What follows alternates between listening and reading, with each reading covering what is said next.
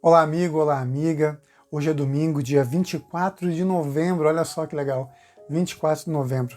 Algumas pessoas estão aí se levantando hoje para ir para o ENAD, onde eles vão lá fazer a sua certificação do seu diploma, né, para suas faculdades. É uma forma de avaliação. Então, você que é estudante, que Deus o abençoe para que você consiga alcançar as notas altas no alto nível, para que a sua faculdade também se estabeleça aí diante do MEC, né, para que todos sejam aí bem-sucedidos nessa empreitada. Para você que está aí descansando no domingão, aproveitando, sempre lembre de estar com Jesus. Levante com Jesus e termine o dia com Jesus, em todos os momentos com Ele, porque como a gente está estudando nessa semana, Ele é o grande eu sou e o estou nas nossas vidas. O texto para a nossa meditação de hoje está em João no capítulo 1, no verso 1. Vou pegar a Bíblia aqui com você. Vamos abrir então João no capítulo 1, verso 1. Nós já lemos esses textos, mas vamos dar uma revisada, porque quanto mais a gente estuda, mais a gente aprende. João no capítulo 1, verso 21 diz assim: No princípio era o Verbo, e o Verbo estava com Deus, e o Verbo era Deus. No verso 2, ele estava no princípio com Deus. Verso 3, todas as coisas foram feitas por intermédio dele, e sem ele, nada do que foi feito se fez. Esse texto aqui fala da divindade de Cristo, em que em todos os momentos ele estava. Ele é a palavra de Deus, ele é o verbo de Deus, e tudo veio à existência pelo poder de sua palavra, de sua pessoa. Aí nos diz uma coisa muito importante que tem a ver com o nosso texto de estudo dessa semana, que é o verso 4, que diz assim: A vida estava nele, e a vida era a luz dos homens. Se a gente quer ter vida plena, verdadeira, com alegria, com paz no coração, sucesso de verdade, a gente precisa de Jesus. Ele tem que estar na nossa vida, porque Ele é a vida verdadeira. Se alguém um dia perder a salvação, se alguém um dia não estar no céu, se ali arder no fogo do inferno, que será a segunda morte, que é o lago de fogo, isso vai acontecer somente porque essa pessoa não quis nada com a vida. Porque a ausência de Deus é que é a morte. A presença de Deus é a vida, mas a ausência dele é a morte. Aí nos diz o verso 5: A luz resplandece nas trevas, e as trevas não prevalecerão contra ela. O poder de Deus, ele vai além de qualquer coisa. E a presença dele nos faz verdadeiramente vencedores, independente do que aconteça nesse mundo. Ele é o poder de Deus que se manifesta nas nossas vidas. O apóstolo João, ele afirma claramente que Jesus é Deus. Nós vimos nesses versos, E que Jesus, ele também tem o poder da vida. Foi ele quem deu a vida, Ele é o originador da vida nesse mundo e de todo o universo. E aqui pede para a gente ler também João no capítulo 10, verso 17. Vamos lá pegar a nossa palavra, a palavra de Deus. João capítulo 10, verso 17, que diz assim: Por isso o Pai me ama, porque eu dou a minha vida para a reassumir. Olha o que Jesus faz. Ele que é o grande doador da vida, o originador da vida, também dá a sua vida para dar para a gente o quê? A salvação, para que a gente possa ter realmente uma vida plena e verdadeira nele. Aqui no Evangelho de João, a palavra para vida é uma palavra grega que significa, se diz em grego, mais ou menos zoe, ou zoe. Ela não sei exatamente a pronúncia, porque é em grego, mas se escreve dessa forma, zoe. E ocorre 36 vezes no Evangelho de João. Cerca de 25% da palavra vida que aparece no Novo Testamento aparece no Evangelho de João. João ele dá uma ênfase muito grande para isso, porque para ele, Jesus é a vida. E ele precisa apresentar isso para as pessoas. Ele é o último dos apóstolos, talvez uma das últimas pessoas que conheceu Jesus. Então, nesse momento que ele está partindo, sabendo que ele vai descansar, ele precisa que a igreja tenha certeza. Nós que estamos hoje, que não temos a presença de Jesus física, e nem dos apóstolos, e nem de nenhuma testemunha de Cristo do tempo dele, precisamos ter a certeza de que a sua existência, a existência de Jesus, nos dá a vida. E não é qualquer vida não, é a vida eterna, a vida plena e verdadeira. E aqui a nossa lição pede para a gente ler alguns textos. E a gente vai ler alguns textozinhos rapidamente da Palavra de Deus, só para confirmar e afirmar isso, de que Jesus realmente é a vida. Eu sei que você sabe disso, mas algumas pessoas não sabem.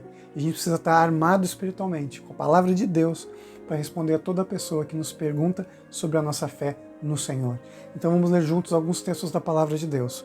João no capítulo 1, vamos voltar um pouquinho, já no capítulo 1, no verso 29, diz assim: No dia seguinte, viu João a Jesus, que vinha para ele e disse: Eis o Cordeiro de Deus, que tira o pecado do mundo. Jesus veio com uma missão. E a missão de Jesus para salvar a gente, para nos dar vida, era pagar o salário do pecado. Era o Cordeiro de Deus que tira o pecado no mundo. João capítulo 3,16 diz assim: porque Deus amou o mundo de tal maneira que deu o seu Filho unigênito, para que todo aquele que nele crê não pereça, mas tenha a vida eterna. O sacrifício de Jesus nos permite, ao acreditar nele, a ter fé nele, termos a vida eterna, a vida plena e verdadeira. João capítulo 6, verso 40, diz assim: de fato, a vontade de meu Pai é que todo homem que vir o Filho e nele crer tenha a vida eterna, e eu o ressuscitarei no último dia. Olha qual é o plano e o propósito de Deus para as nossas vidas. Deus nos diz aqui na palavra de Deus, em João capítulo 6, verso 40, que a vontade do Pai é que todo ser humano creia no Filho de Deus. E ao crer em Jesus, e ao crer nesse Filho de Deus, que é Jesus, nós tenhamos a vida eterna e plena.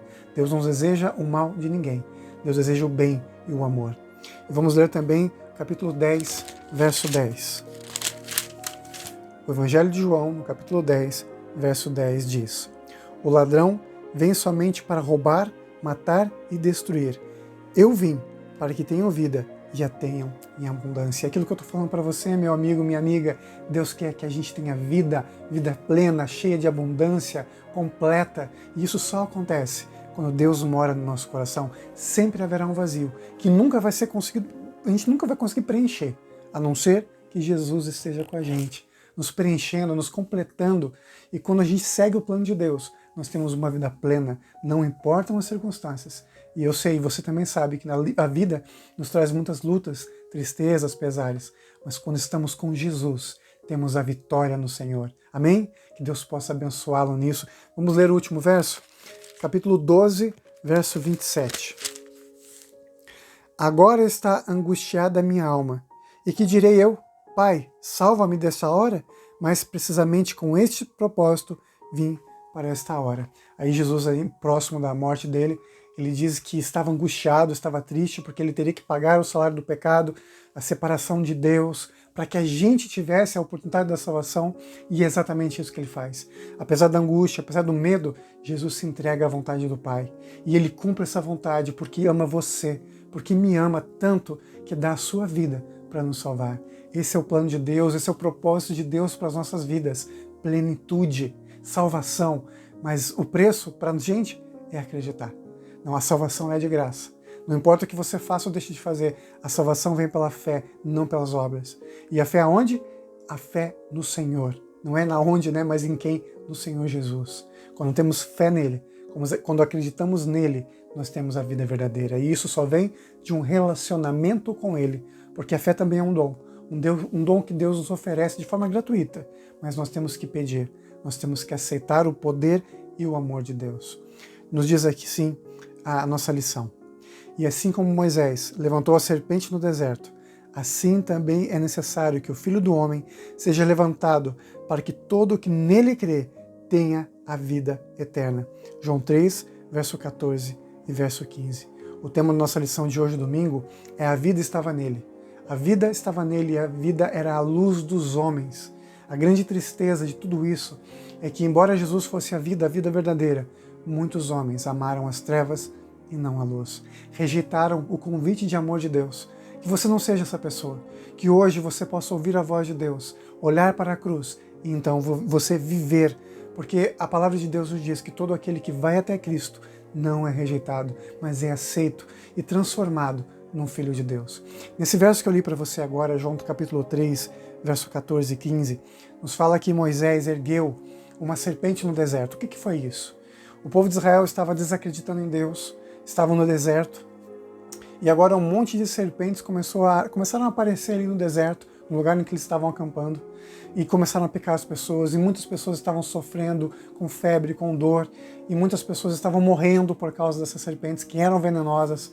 Então Deus diz o seguinte: olha, vocês vão construir, Moisés, você vai construir uma serpente, essa serpente de bronze, tá? Você vai colocar no meio do povo, do arraial, que eles chamavam, né? No meio da galera, e vai dizer o seguinte: gente, quando vocês forem picados, mordidos pelas serpentes, se vocês olharem para essa serpente de bronze, vocês viverão.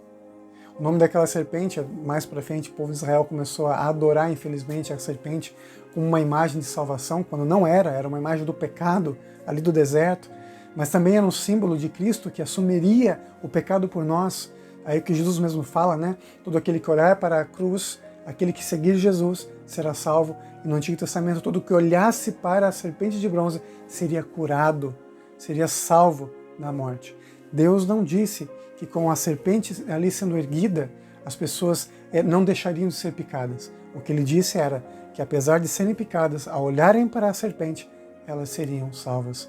E o povo de Israel teve esse exemplo. Infelizmente, com o tempo, eles começaram a adorar aquela serpente, deram um nome para ela, Neustã. Depois ali, no período dos reis, um dos grandes reis de Israel destruiu aquela serpente porque ela havia perdido o seu propósito, né? Eles haviam guardado para nunca se esquecerem do que Deus fez e acabaram, infelizmente, adorando aquela imagem, o que Deus não queria. Já no Novo Testamento, Jesus usa essa expressão e esse exemplo que ele deu no Antigo Testamento, na serpente que foi erguida para a salvação, assim como Jesus também foi erguido para a nossa salvação. Jesus não diz que nós não teríamos dificuldade, que não seríamos picados pelas serpentes desse mundo, que não passaríamos por sofrimento, mas ele diz que se olhássemos para ele, nós seríamos salvos. E eu convido você hoje, domingo, começo da semana, dia 24, olhe para Jesus. Permaneça em Jesus. Deixe que ele salve você, começando a vida eterna aqui e hoje com Jesus. Vamos juntos orar? Querido Pai que estás no céu, te agradecemos por tuas bênçãos, teu cuidado e teu amor. Nesse momento, Senhor, nós olhamos para a tua cruz, olhamos para Jesus e aceitamos a tua salvação. Que a nossa vida esteja escondida em Cristo e que nós em Cristo estejamos em Deus, nosso Pai, e assim tenhamos a vida plena e verdadeira, a vida verdadeira que é o plano de Deus para a gente. Em nome de Jesus. Amém. E nunca se esqueça, amigo, amiga, você que está comigo hoje, nessa vida é você e Deus. E Deus jamais deixará você sozinho. Até o nosso próximo estudo, se Deus assim permitir. Tchau, tchau. Nesses dias cheios de confusão,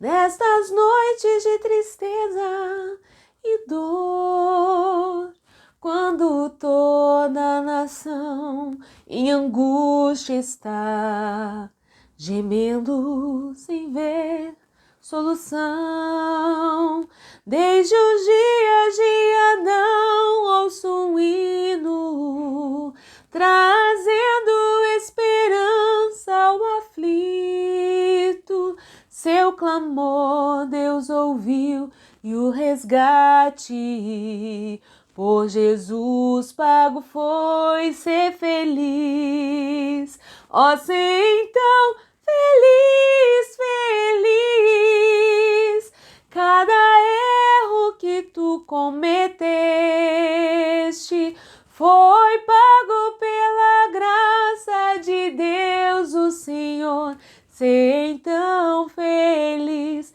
feliz.